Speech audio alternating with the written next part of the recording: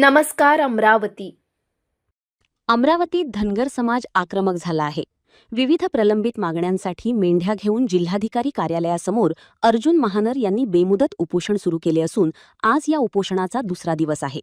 दरम्यान काँग्रेस खासदार बळवंत वानखडे यांनी उपोषणास्थळी भेट देत आंदोलनाला पाठिंबा दिला आहे. वनक्षेत्रात पारंपरिक पद्धतीने मेंढ्या शेळ्या चारण्यासाठी मेंढपाळांना अडवू नये, त्यांच्यावर विनाकारण गुन्हे दाखल करू नयेत, मेंढपाळ समाजासाठी स्वतंत्र कल्याणकारी योजना राबवावी, आर्थिक सहाय्य द्यावे, तसेच धनगर समाजाच्या आरक्षणाची तातडीने अंमलबजावणी करावी अशा प्रमुख मागण्या आंदोलनकर्त्यांनी मांडल्या आहेत. उपोषणाच्या दुसऱ्या दिवशी खासदार बळवंत वानखडे यांनी आंदोलनस्थळी भेट देत उपोषणकर्त्यांची विचारपूस केली. शासनाने धनगर समाजाच्या मागण्यांवर सकारात्मक निर्णय घ्यावा अशी मागणी त्यांनी यावेळी केली. आज अर्जुनजी महानर यांनी अन्नत्याग आंदोलन सुरू केलेलं आहे. त्यांचे जे काही मागण्या आहेत त्या रास्त आहेतच, कारण अनेक वर्षापासून हा समाज सातत्यानं मेंढपाळी करून आपला उदरनिर्वाह करतो आणि उदरनिर्वाह करत असताना त्यांच्या जर मेंढपाळांना चारा मिळत नसेल, ते जर कुठं चारत असतील तर ते जर वन विभाग त्यांना वारंवार त्रास देत असेल, त्यांच्यावर फार मोठ्या प्रमाणावर दंड आकारत असतील, अशा पद्धतीचे हे अतिशय चुकीचं आहे, हे सुलतानी आहे.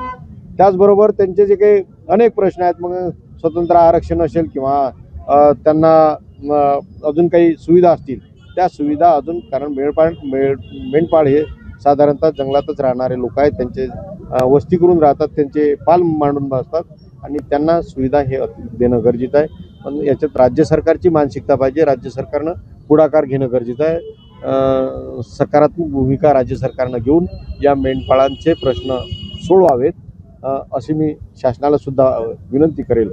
आणि मी या मेंढपाळांच्या आंदोलनाच्यासाठी त्यांच्यासोबत आहोत.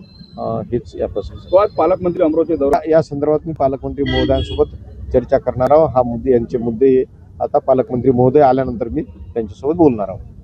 दरम्यान आज अमरावतीत होणाऱ्या जिल्हा नियोजन समिती अर्थात डीपीडीसी बैठकीसाठी पालकमंत्री चंद्रशेखर बावनकुळे येणार आहेत. त्यांच्या बैठकीला जाऊ देणार नाही असा इशारा धनगर समाजाने दिला आहे. गनिमी काव्याच्या पद्धतीने आंदोलन करण्यात येणार असल्याने प्रशासनही सतर्क झाले आहे.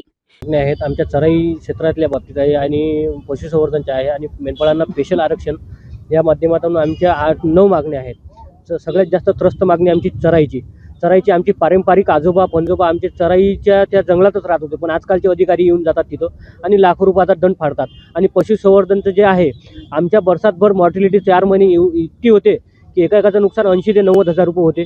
इथं 10 रुपये जरी माणसाचे हरवले तर माणसाचं मन दुखतं. आमचं मन कुठं असेल हे शासनानं जाणून घ्यावं. शासनानं जर आमच्या मान्य नाही केल्या मागण्या तर आम्ही आंदोलन एवढं तीव्र करू की शासनाला म्हणजे कोणतंही शासकीय कार्यालय जे आहे हे चालू देणार नाही. पालकमंत्र्यांना आम्ही कलेक्टर ऑफिसमध्ये घुसू देणार नाही. हेच पहिले प्लॅनिंग आहे आमचं. धनगर समाजाच्या मागण्यांवर शासन कोणती भूमिका घेते आणि आंदोलनाची पुढील दिशा काय राहणार याकडे आता संपूर्ण जिल्ह्याचे लक्ष लागले आहे. दरम्यान डीपीडीसी बैठकीच्या पार्श्वभूमीवर कायदा व सुव्यवस्था राखण्यासाठी प्रशासनानेही आवश्यक तयारी केली आहे.